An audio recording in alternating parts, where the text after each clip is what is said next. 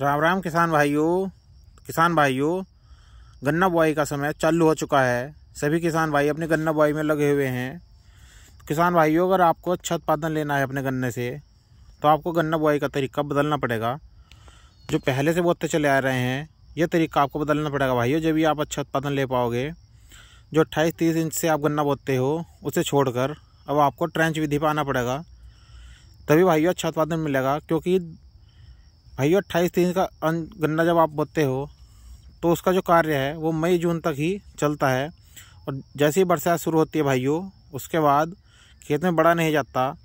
पता नहीं खेत में क्या बीमारी आ रही है क्या नहीं, क्योंकि जब भाइयों अंदर जाया नहीं जाएगा, खेत भिड़ जाएगा पूरी तरह से, तो क्या पता चलेगा। और भाइयों का ट्रेंच विधि का गन्ना होगा तो आप किसी भी समय कभी भी घूम सकते हो और देख सकते हो अपने खेत की पोजीशन। अगर भाइयों रोग आ रहा है तो उसमें आप तुरंत स्प्रे लगा दोगे, और 28-30 इंच के गन्ने में आप कुछ भी काम नहीं कर पाओगे। तो इसीलिए भाइयों आपको 28-30 इंच का गन्ना छोड़कर ट्रेंच विधि पे आना पड़ेगा।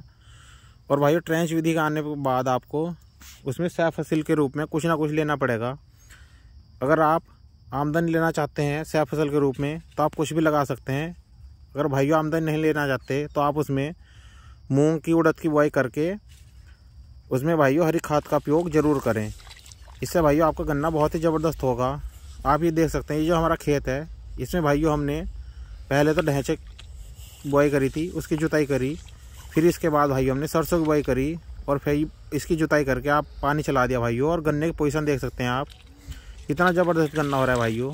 सितंबर की बुआई है गन्ने की, बहुत ही लाजवाब गन्ना है भाइयों। इस साथ का गन्ना जितने ही बोए हुए हैं, कोई भी खेत ऐसा नहीं चल रहा है जितना अच्छा खेत ये चल रहा है। तो इसीलिए भाइयों ट्रेंच विधि पर आना पड़ेगा। ट्रेंच विधि का यही फ़ायदा है कि आप बीच में सह फसल के रूप में कुछ भी बो सकते हो। और हरी खाद के रूप में तो भाइयों आप उड़द ले लो। मार्च की बुआई जब आप करोगे तो उसमें उड़द बखेर के फूल निकाल दो अपने, और जैसे एक बिलैंद हो भाइयों, उसमें लोटर घुमवा दो। इतना अच्छा गुण लगा भाइयों कि आप जिस खेत में डाया डालते हो या कुछ और डालते हो, उस खेत में को नपा लेना। और जिस खेत में आप उड़द की बुआई करोगे भाइयों, उस खेत का एवरेज नाप लेना भाइयों, ज़्यादा ही आएगा।